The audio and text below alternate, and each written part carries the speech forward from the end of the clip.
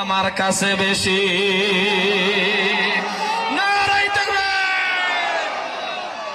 একবার যুবকে ডাক দিলে আল্লাহ, মুরব্বী 100 বার ডাক দিয়ে যদি আল্লাহ, একবারে সব বেশি। তাহলে যুবক আল্লাহর কাছে কত পছন্দনীয়।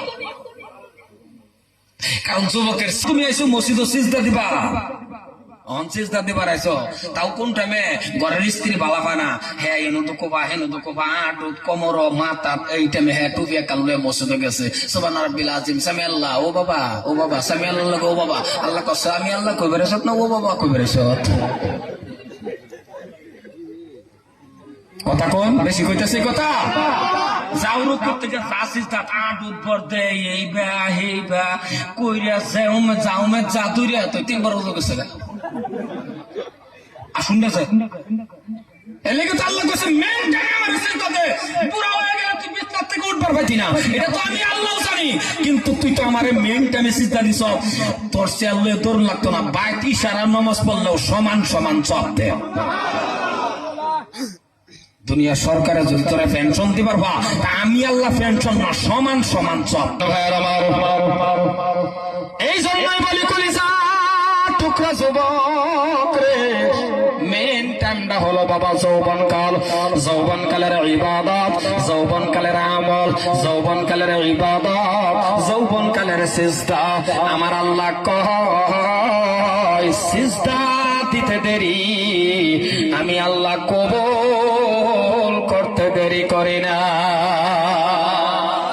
আরে তাই বোঝাইতেছি রে বাবা, আজকে যদি আমি কোরআন শরীফটা না জানতাম, কোরআন শরীফটা যদি পড়তে না পারতাম, তাইলে কেউই আমারে দাওয়াত দিতেন, কথা কয় না দি দাওয়াত দিতেন, তাহলে আমি হবিবুর রহমানের দাম নাই।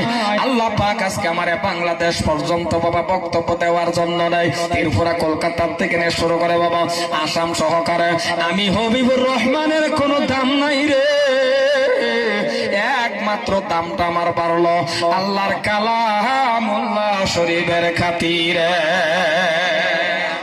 কোরআন শরীফ যারা মানছে, কোরআন শরীফ যারা শিখছে জানছে, কোরআন মোতাবেক যার জিন্দেগিটা চালাইছে, এর দাম দুনিয়া আখিরাত প্রত্যেকটা জায়গার মধ্যে আল্লাহ বাড়াইছে।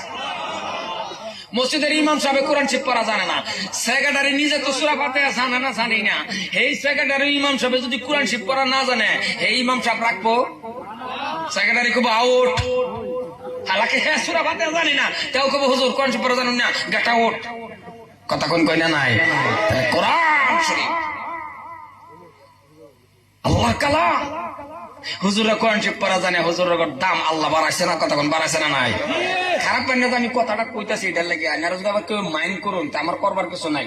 জীবনও কোনোদিন পেটটা নেও বেড়া নেও কিংবা আপদ বিপদ ফিরে হারিয়া 10টা মাস আছে বুঝো, কোন বেটটা জীবনে এরকম মানছে নাকি আল্লাহ আমার স্যারটা যদি বালা